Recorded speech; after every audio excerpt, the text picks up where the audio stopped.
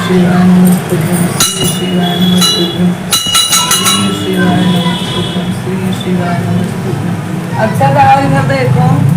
श्री शिवाय नमस्तुभ्यं। देखो कैसे भगवान जी की ऐसे लिए केवल भगवान जी दिख रहे हैं ना, ऐसे लिए श्री शिवाय नमस्तुभ्यं श्री शिव ऐसे लिए श्री शिवाय नमस्तुभ्यं श्री शिवाय नमस्तुभ्यं श्री शिवाय। जय हो जय हो। श्री शिवाय नमस्तुभ्यं। आज है प्रदोष का व्रत, तो मैं करने आई हूँ पूजा मंदिर में। ये हैं 3 मुखी शिव जी। बहुत सारी औरतें आई हैं, अपने अपने नंबर से सब लोग पूजा कर रही हैं भोले बाबा की। भोले बाबा की पूजा करने के लिए सबसे पहले दिया जला के रख देते हैं हम लोग, उसके बाद और सारी पूजा संपन्न करते हैं। दिया जला के, दिया को साक्षी मान के भगवान को फिर पूजा स्टार्ट की जाती है।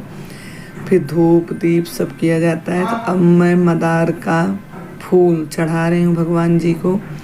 इसके बाद भांग चढ़ाऊँगी, फिर बिल्व पत्र 11 बिल्व पत्र मैंने लिया हुआ है, चढ़ाऊँगी।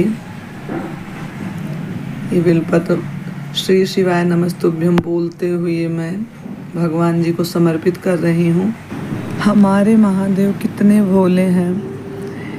भस्मासुर की कहानी तो आप सभी लोगों को पता होगी।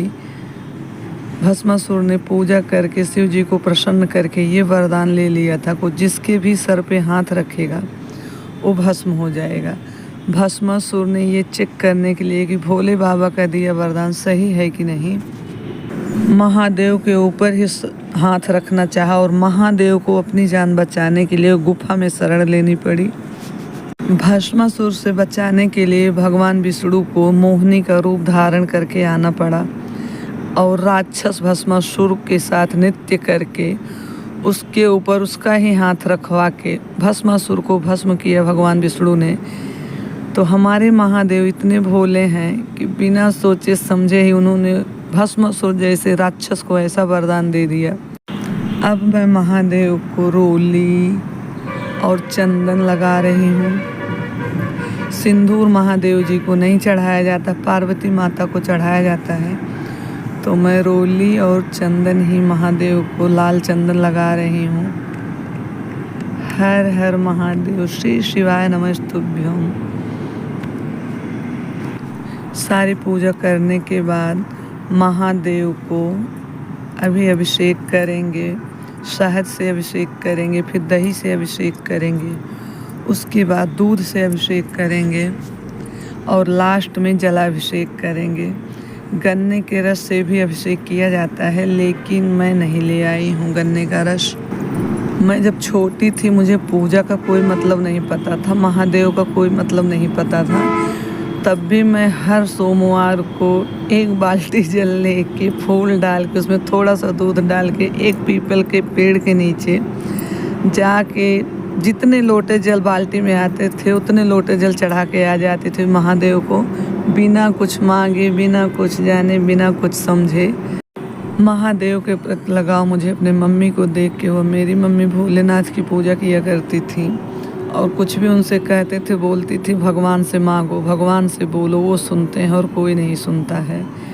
तो मम्मी को देख देख के ही भोले बाबा के प्रति श्रद्धा और प्रेम हुआ। मेरे महादेव ने बहुत सारी विषम परिस्थितियां आई मेरे जीवन में, लेकिन हर उन विषम परिस्थितियों में हाथ थाम लिया जबकि हम बहुत बेसहारा थे, मुझे कुछ समझ में नहीं आ रहा था। उस समय पे भोलेनाथ ने मुझे नया जीवन दान दिया। भोलेनाथ की मेरी पूजा संपन्न हुई। अब मैं करूँगी आरती। आरती के साथ ही पूजा संपन्न हो जाती है। तो अब करूँगी आरती। थोड़ा सा कपूर जलाना बहुत शुभ होता है आरती करने के लिए।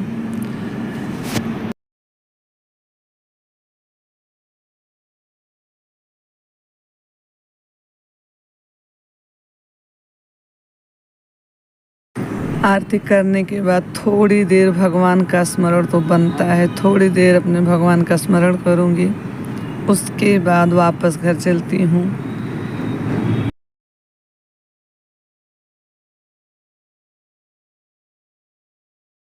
श्री शिवाय नमस्तुभ्यं, श्री शिवाय नमस्तुभ्यं, श्री शिवाय नमस्तुभ्यं, श्री शिवाय नमस्तुभ्यं, श्री शिवाय नमस्त। शिव मंदिर से पूजा करके निकलते समय नंदी महाराज जी से ज़रूर मिलना चाहिए, प्रणाम करना चाहिए।